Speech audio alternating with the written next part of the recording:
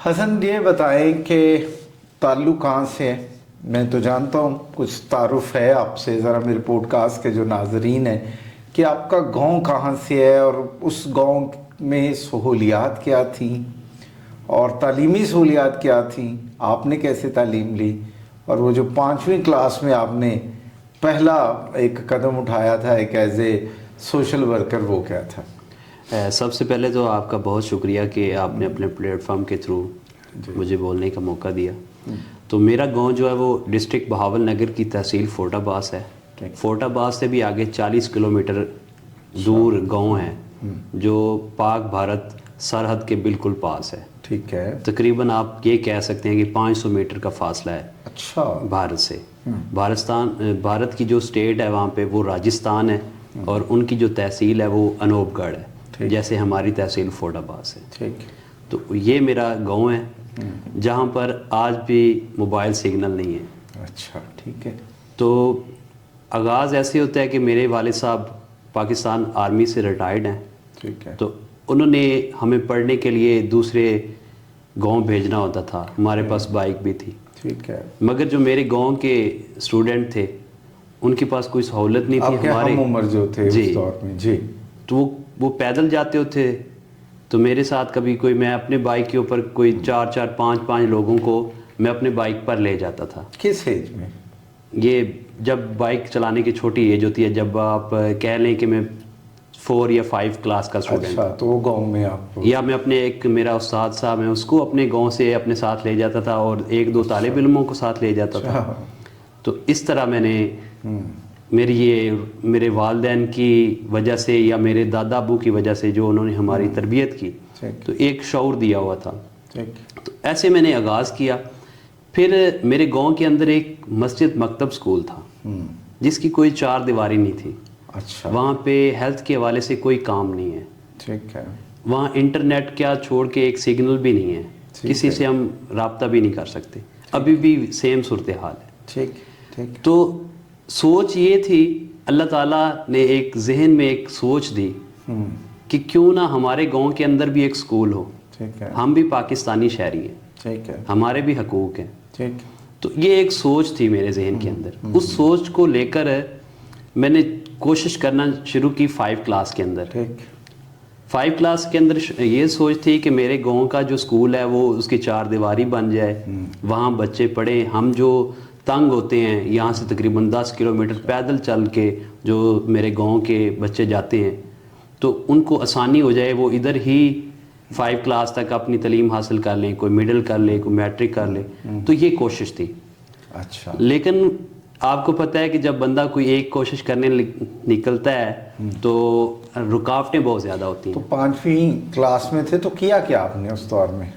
اس میں نے کوشش کی، کیونکہ جو صحافی ہوتا ہے، کوشش کیا کی؟ کوشش یہ کی تھی کہ صحافی ہر چیز کی آنکھ ہے، ٹھیک ہے، کوئی بھی واقعہ ہو اس کو پریزنٹ کرنے والا صحافی ہوتا ہے، علاقے کی آواز میں سمجھتا ہوں کہ تو آپ صحافی نے ہے۔ علاقائی جو ریپریزنٹیٹیو تھے مختلف نیوز پیپرز کے، چینلز کے، انہیں اپروچ کیا؟ میں نے ان کو اپروچ کیا کہ میرے گاؤں کا یہ ایشو ہے، اچھا، اگر ٹی وی کے اوپر یہ چل جائے، تو تب وزیر اعلیٰ پنجاب شہباز شریف صاحب تھے، اچھا، تو ان کے سامنے یہ چلی جائے گی۔ تب مجھے کسی نے کہا کہ ایک ٹویٹر اکاؤنٹ ہوتا ہے، اگر آپ اس کے اوپر پوسٹ کرو گے تو آپ کی آواز سنی جائے گی۔ ٹھیک ہے، تو میرے پاس تب نوکے کا فون ہوتا تھا، تب اس کے اوپر 2G انٹرنیٹ چلتا تھا، تب میں انٹرنیٹ کا یوزر تھا۔ اچھا، ٹھیک ہے، تو میں نے اس کے اوپر ٹویٹر اکاؤنٹ بنایا اور اپنی پوسٹ آج بھی وہ میرے پاس موجود ہیں۔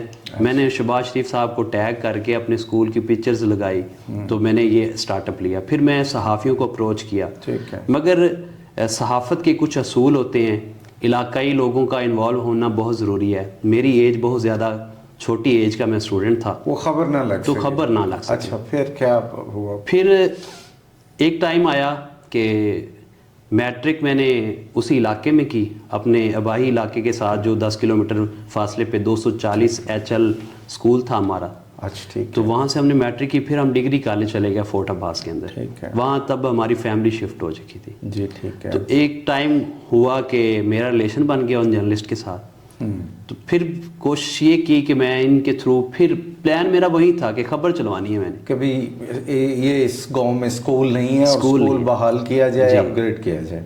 تو خبر چلوانے کے ساتھ ایک ٹائم آیا کہ خبر ابھی چلی نہیں تھی. ڈپٹی کمشنر بہاول نگر رانا سلیم افضل صاحب لگے ہوئے تھے. ٹھیک ہے. تو ان کے سامنے میں نے ایک اپلیکیشن رکھی کہ سر میرا ایک گاؤں ہے، وہاں پہ کوئی بنیادی تعلیم نہیں ہے، کوئی ہیلتھ کے حوالے سے کوئی کام نہیں ہے، اگر آپ کی نظر ہو تو اس کے اوپر کام کیا جائے. تو ان کی مہربانی کہ انہوں نے اس اسکول مسجد مکتب اسکول کی جس کی 4 دیواری نہیں تھی، انہوں نے کچھ این جی اوز کے ساتھ ایگریمنٹ کروا کے اس کی فنڈنگ جاری کروائی. اور وہ اسکول مسجد مکتب سے اس کی جس کی 4 دیواری نہیں تھی اس کی 4 دیواری بنی. جو پرانی بلڈنگ کھڑی تھی اس کو گرایا گیا، 1-2 اسکول بنائے گئے، اور اس کے اندر بھی 1-2 عمارتیں بنائی گئی. اس کے اندر ہمارے گاؤں کے لوگوں نے کچھ پیسے اپنی جیب سے بھی دیے. اس طرح وہ اسکول کھڑا ہوا اور وہ 5 کلاس کا اسکول قائم ہو گیا جس کی 4 دیواری بن گئی. ٹھیک ہے. وہاں پہ جو اساتذہ کرام آئے 2 گورنمنٹ کی طرف سے، انہوں نے بہت اچھی کوشش کی، میرے ساتھ رابطے میں تھے. گاؤں کے جو ہم نے یوتھ کے حوالے سے کلاس والوں نے مل کے ایک آرگنائزیشن بنائی تھی. اچھا. اس کا نام میں نے رکھا تھا ینگ یوتھ 239 HB. واہ. تو ہم نے مل کر اس کو بنایا.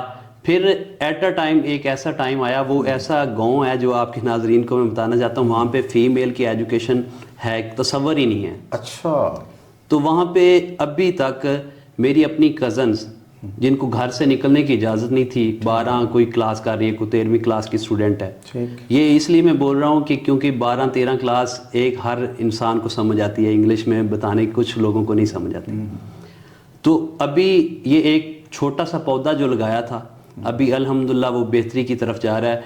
اور اس پودے کی وجہ سے میں کہتا ہوں کئی لوگوں کو زندگیاں بدلی ہیں، اور یہی کوشش تھی میری. اچھا.